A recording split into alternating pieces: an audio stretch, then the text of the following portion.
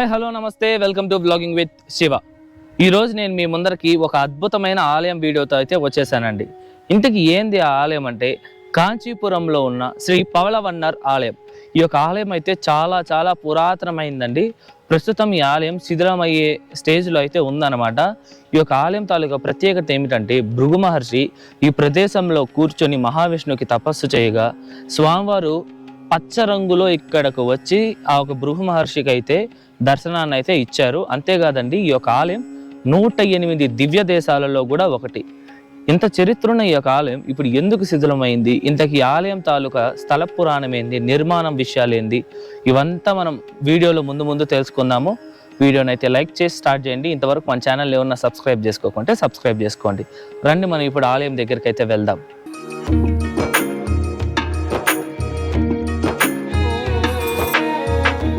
ఇప్పుడు మనం ఆలయం లోపలికి వెళ్ళేకి ముందు ఆలయం తాలూకా టైమింగ్స్ తెలుసుకుందాం. ఈ ఆలయం ప్రతిరోజు ఉదయం 7:30 నుండి తెల్లారితోనే 11:30 వరకు అయితే ఉంటుంది.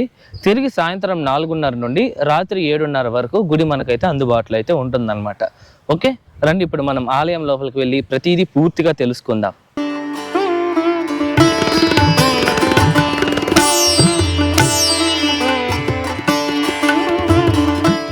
ఇప్పుడు మనం ఈ ఆలయం తాలూకా పూర్తి స్థల పురాణం అయితే తెలుసుకుందాము. పూర్వం ఒకసారి ఋషులందరూ కలిసి త్రిమూర్తులలో ఎవరు గొప్ప అనే దాన్ని ఎంపిక చేయాలనుకుంటారు. కాకపోతే వాళ్ళు ఎంత ఆలోచించినా త్రిమూర్తులలో ఎవరు గొప్ప అనే విషయం అయితే వారికి తెలియదు.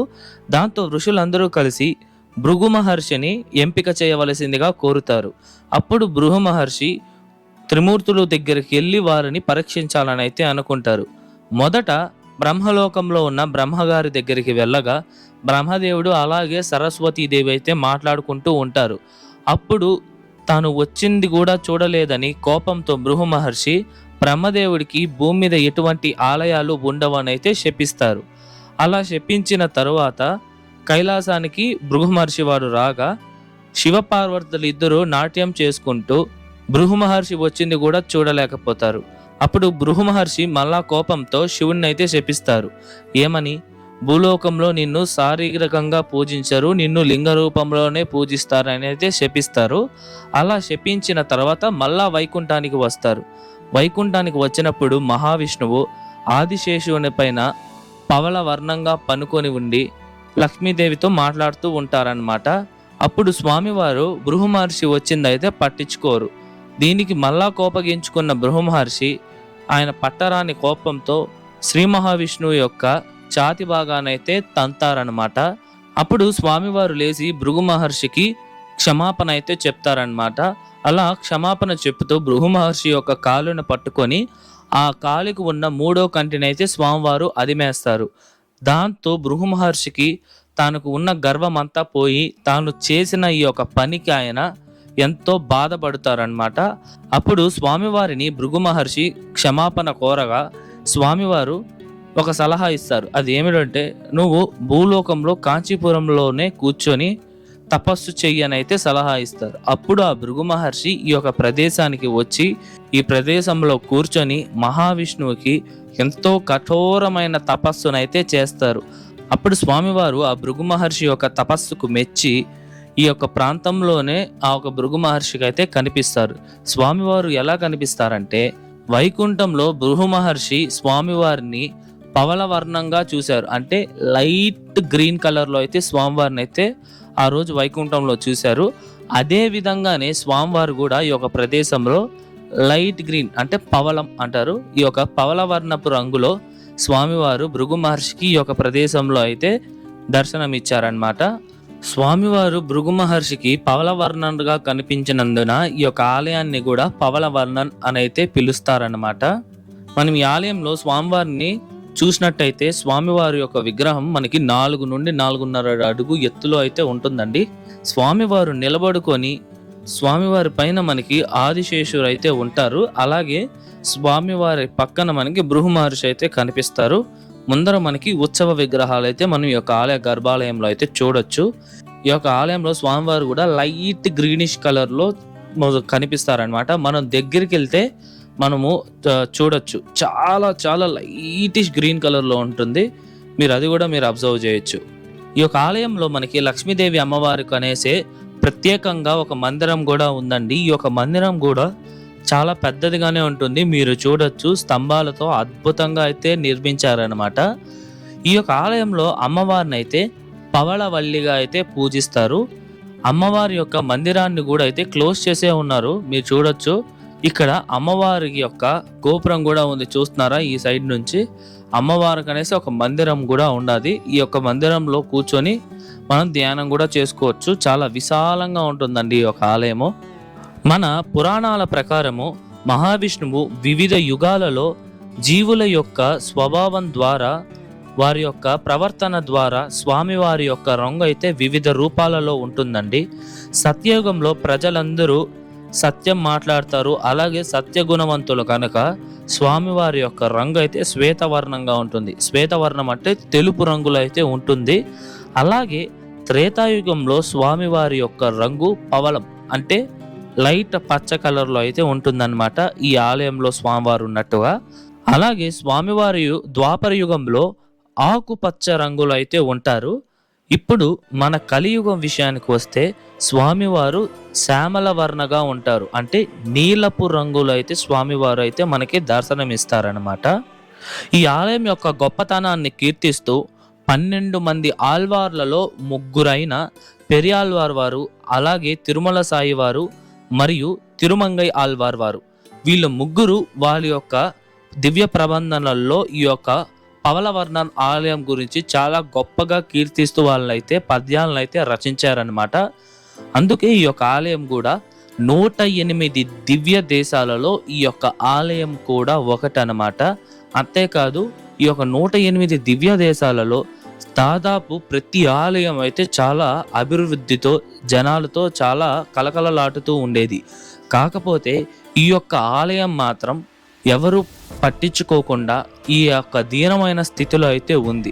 ఇప్పుడు మనమైతే ఈ యొక్క ఆలయాన్ని ఎవరు నిర్మించారు అనే దగ్గర నుండి స్టార్ట్ చేసి ఇప్పుడు ఈ యొక్క ఆలయం ఎలా ఉంది, ఎలా ఇలా అయిపోయింది అనేది కూడా మనం తెలుసుకుందాం. కాంచీపురాన్ని 8వ శతాబ్దపు చివరిలో ఆక్రమించి వాళ్ళ యొక్క పరిపాలనని మొదలుపెట్టిన చోళరాజులు ఈ యొక్క ఆలయాన్ని 8వ శతాబ్దపు చివరి నుండి 9వ శతాబ్దపు మొదటిలో ఈ యొక్క ఆలయాన్ని అయితే నిర్మించారండి. కానీ వారిలో ఏ చోళరాజు ఏ సంవత్సరాన నిర్మించారనే పక్కా ఎవిడెన్స్ అయితే ఇప్పటి వరకు దొరకలేదు.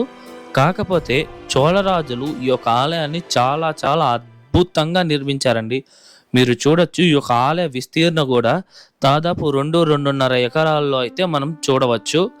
మనకి ఈ ఆలయ ప్రధాన గోపురం ఇదే రాజగోపురం 5 అంచెల ఎత్తులో ఉంటుంది. చాలా చాలా అద్భుతమైన శిల్పకళ మనం ఈ యొక్క గోపురంలో చూడవచ్చు. కాకపోతే ఈ యొక్క ఆలయాన్ని ఎవరు టేక్ కేర్ చేయలేదు కనుక మనము ఆ యొక్క శిల్పాలను వీడియోలో చూడలేకపోతున్నాం. కానీ ఇండైరెక్ట్గా మనం క్లోజ్గా చూసినట్టయితే మనం ఆ యొక్క శిల్పాలను అయితే చూడవచ్చు. ఇప్పటికి యొక్క శిల్పాలు కొన్ని అయితే దాదాపు ఇరిగిపోయి ఉన్నాయి. ఓకే, ఇప్పుడు మనం ఆ యొక్క రాజగోపురాన్ని దాటి మన లోపలికి రాగానే మనకి ఈ ఆలయం తాలూకా ప్రధాన గర్భాలయం అయితే మనం చూడవచ్చండి. మనకి ముఖమండపము, అర్ధమండపంతో పాటు చిన్న చిన్న మందిరాలు కూడా మన ఈ యొక్క ఆలయంలో అయితే చూడవచ్చు. ఈ యొక్క ఆలయంలో మనకి 33 స్తంభాల మండపం కూడా ఉంది. ఈ యొక్క 33 స్తంభాల మండపంలో మనం ఎన్నో శిల్పకళలను అయితే చూడవచ్చండి. మనము ఫస్ట్ ఈ యొక్క స్తంభం పై భాగాన్ని చూసినట్టయితే మనకి ఎన్నో విచిత్రమైన శిల్పాలు మనం చూడొచ్చు. ఎక్కువగా గమనించేది వచ్చేసి పాములు ఈ యొక్క స్తంభాల పైన కానీ అలాగే ఈ యొక్క మండపం పైన కానీ చూడొచ్చు. నేనేమనుకుంటున్నానంటే ఈ ఆలయంలో ఆదిశేషువు కూడా ఉన్నారు కనుక ఇక్కడ మండపాలపై పాముల యొక్క శిల్పాలు ఎక్కువగా చెక్కి ఉంటారేమో అని నేను ఆలోచించాను. ఇక్కడ ఉన్న ఈ 32 స్తంభాల మండపంలో మనం ఒక్కొక్క స్తంభం పైన ఎన్నో అద్భుతమైన శిల్పాలు అయితే చూడొచ్చు. ఈ యొక్క స్తంభాలపైనే మనకి దశావతారాల యొక్క చిత్రాలను అయితే చిత్రీకరించున్నారు. అలాగే ఆంజనేయ స్వామి, యోగ నరసింహస్వామి, వినాయక స్వామి, దుర్గాదేవి, వీరి యొక్క శిల్పాలు కూడా మనకి ఈ యొక్క స్తంభాలపైనే చెక్కి ఉన్నారు. ఈ యొక్క మండపం పైనే మీకు ఒక విచిత్రమైన ఒక స్టేజ్ అయితే చూపిస్తాను చూడండి. ఇటు మీరు చూసినట్టయితే ఇదొచ్చేసి కళ్యాణోత్సవం చేసే ఒక మండపం అనమాట. ఈ యొక్క మండపం ముందర చూస్తే మనకి తాబేలు యొక్క మొహం ఉంది, అలాగే తాబేలు యొక్క కాళ్ళు కూడా ఉందన్నమాట.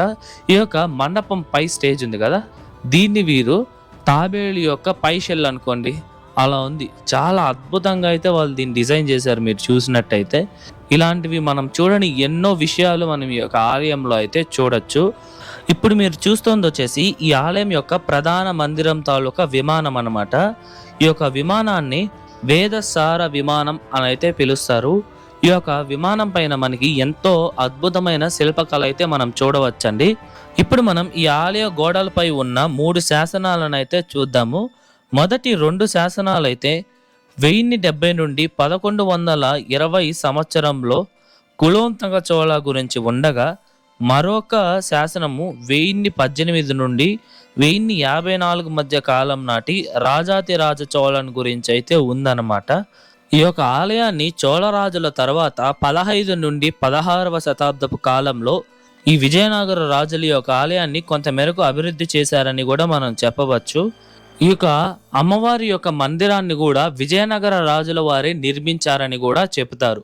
ఇలా దైవికంగా కానీ అలాగే రాజుల యొక్క కాలంలో కానీ ఈ యొక్క ఆలయము ఎంతో అభివృద్ధిలో అయితే ఉండేది.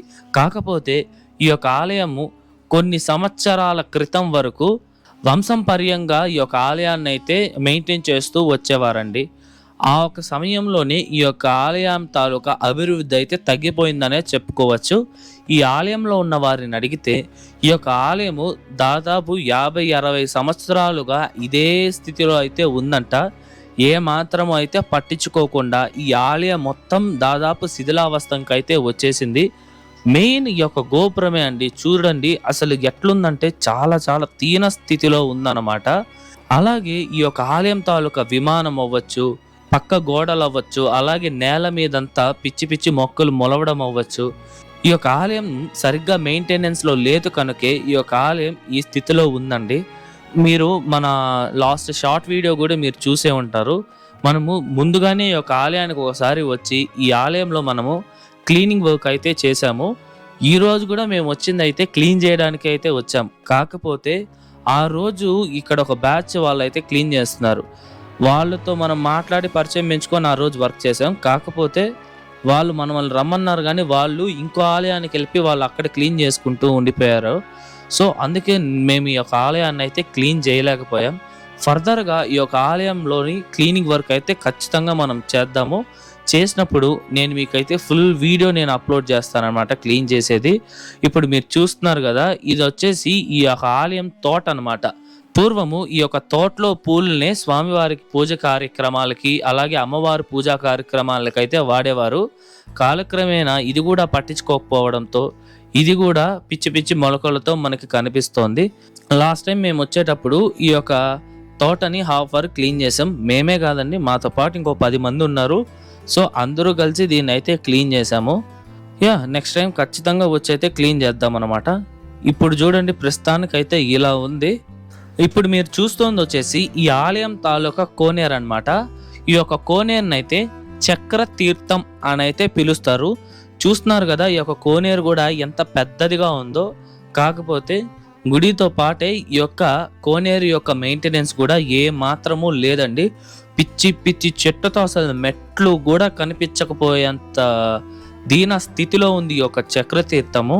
ఈ యొక్క చక్రతీర్థం అయితే చాలా పవర్ఫుల్ అని అయితే ఈ యొక్క ఆలయంలోని సభ్యులు అయితే మనకు చెప్పారనమాట.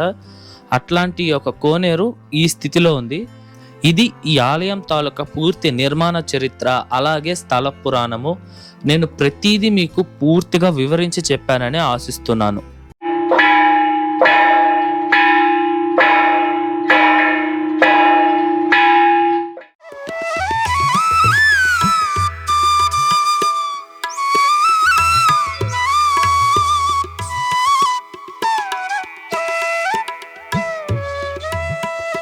ఇదండి ఇవాల్టి వీడియో ఎలా ఉంది, నచ్చిందా? ఐ హోప్ నేను చెప్పిన స్థల పురాణం అవంతా మీకు అర్థమైంది అనుకుంటున్నా. మీకు ఎటువంటి డౌట్స్ ఉన్నా అయితే కమెంట్స్లో తెలియజేయండి, నేను మీకు పక్కా రిప్లై ఇస్తా. ఇంకో విషయం ఏంటంటే, మీరు నాకు ఈ వీడియో ద్వారా ఒక ఫేవర్ చేయాలి. అదేంటంటే ఈ యొక్క వీడియోని చాలా మందికి అయితే షేర్ చేయండి. ఎందుకంటే ఇంత పురాతనమై శిథిలావస్థకు వచ్చేసిన ఈ యొక్క ఆలయము మీరు షేర్ చేయడం ద్వారా చాలా మందికి తెలిసి ఈ యొక్క ఆలయం తాలూకా డెవలప్మెంట్ స్టార్ట్ చేస్తారనే ఒక నమ్మకం నాకైతే ఉంది. సో దయచేసి ఈ యొక్క వీడియోని అయితే షేర్ చేయండి. ఓకే, ఇలాంటి అద్భుతమైన ఆలయం వీడియోస్ మన ఛానల్లో ఉన్నాయి. అవన్నీ మీరు మన ఛానల్లోకి ఒకసారి విజిట్ చేయండి, మీకు నచ్చుతాయని ఆశిస్తున్నా. అలాగే ఈ వీడియోకి ముందు మన ఛానల్లో కాంచీపురంలో ఉన్న మిట్రలేశ్వర ఆలయం, ఈ యొక్క ఆలయం అయితే అండి సాక్షాత్తు శ్రీ మహావిష్ణువు అయితే పరమేశ్వరుడుగా మారిన ప్రదేశం అది. అంతేకాకుండా శ్రీ మహావిష్ణువు 8 చేతులతో మనకి దర్శనం ఇచ్చే అష్టభుజంగ పెరుమాళ్ ఆలయం వీడియో కూడా మన ఛానల్లో ఉంది. ఈ 2 వీడియోస్ తాలూకా లింక్స్ మీకు డిస్క్రిప్షన్లో ఇచ్చాను, చెక్ చేయండి. ఈ వీడియో కనుక నచ్చితే like, share and subscribe to our channel blogging with Shiva. మరొక మంచి వీడియోతో మీ ముందరకు వస్తా. అంతవరకు మీ శివవర ప్రసాద్ సైనింగ్ ఆఫ్.